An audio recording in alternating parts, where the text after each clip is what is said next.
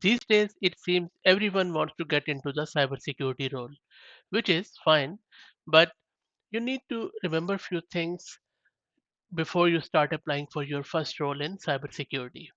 In this video, I'm going to share some of the tips, some of the facts and reality around cybersecurity job market, especially if it is your first job you're going to look into or if you're transitioning from any other profession to cybersecurity. You're more likely to get it via a referral, someone you met at a conference event recommending you to their manager, than a job advertisement where you are one of hundreds or thousands applying. Each year, the competition to get into the cybersecurity industry increases, with many universities and colleges offering education, boot camps, and career changes.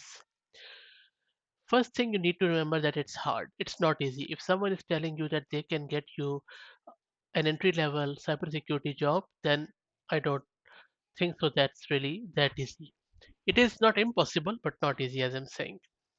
Also, make sure to remember that cybersecurity doesn't live in vacuum. It's not some standalone thing. Instead, cybersecurity sits across many things and has many specialization. For example, application security, penetration testing, security architecture, incident response, etc., etc. Someone wouldn't say, I want to work in healthcare and train to be a healthcare specialist. They might be a nurse, pharmacist, podiatrist, physio, or doctor.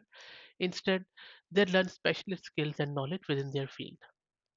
So, for example, if you're working in IT as a software developer, then maybe look towards going into the application security side of things. And then remember that not all certifications and trainings and boot camps are equal. So please make sure to research before wasting time and money on something that may not add value. Social networking is key here. It's not just about who you know, but who knows you.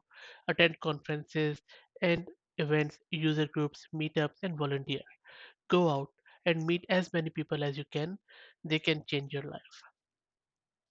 Don't rely solely on your degree, master's, or boot camp training. What other self learning can you be doing? This is a question you need to be asking from yourself. An interview question which normally gets asked from the professional is that what do you do in your spare time? This tells the interviewer that what people like to spend their own time and money on.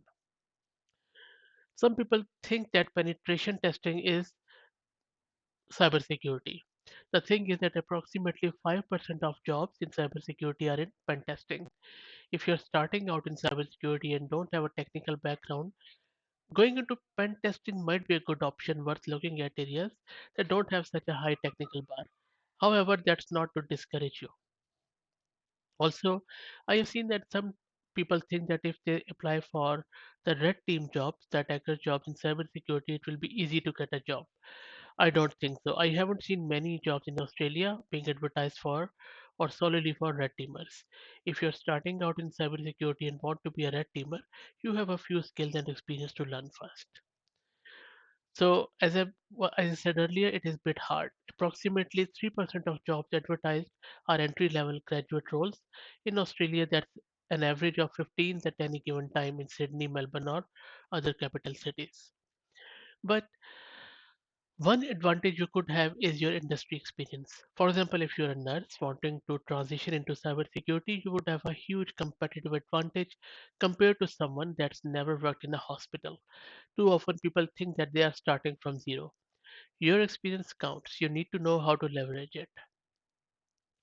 Last but not least, communication can really make you stand out from the crowd.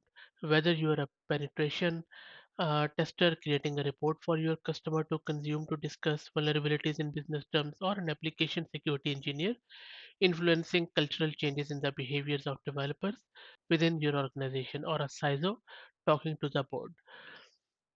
The skills to speak human talk in business terms and influence people are huge. It's how you get the work done. I hope this was useful. If you still have any questions or feedback, please put it in the comment section. Thank you very much.